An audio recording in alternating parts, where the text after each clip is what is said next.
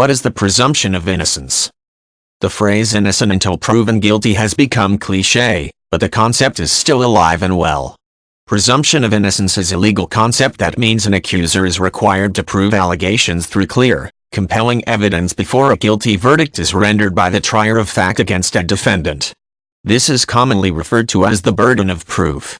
The rights of the accused to be presumed innocent until proven guilty give rise to a bevy of procedural laws that state what type of evidence is allowed to be used to prove alleged guilt. Should the trier of fact have any doubt after admissible evidence is presented, the defendant must be acquitted, or pronounced not guilty.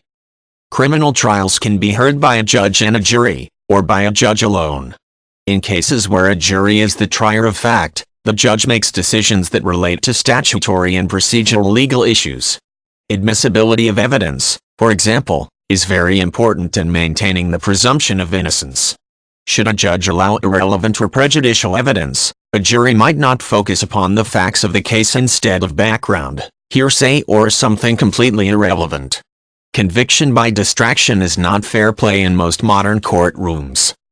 In cases where a judge is the trier of fact, the judge determines the admissibility of evidence and hears testimony, reviews exhibits, and examines physical evidence.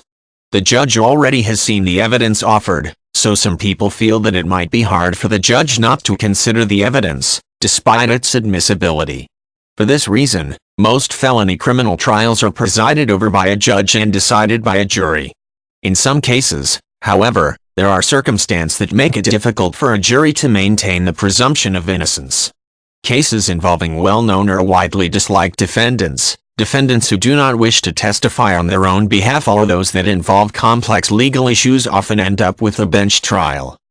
Though the concept of presumption of innocence might sound simple, it is not always an easy right to protect. Most modern democracies have recognized this right, but the practice is widely subjective.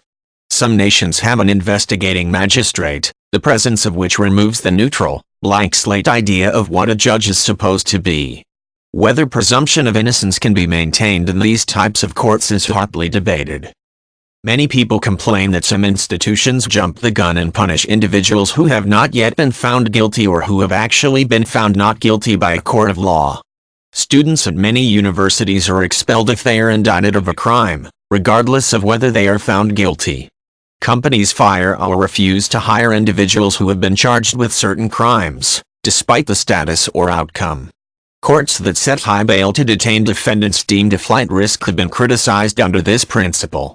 These practices seem contradictory to the legal rights of the accused and unconvicted, and in these cases, presumption of innocence becomes more of a theory of the ideal than a practiced right.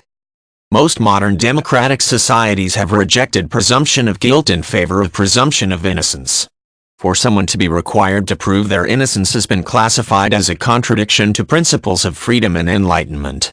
The use presumption of innocence is integral to a defendant and defense counsel reminding the judge and jury to focus on whether the prosecution proved guilt beyond a reasonable doubt, which is what it all boils down to in most democratic nations.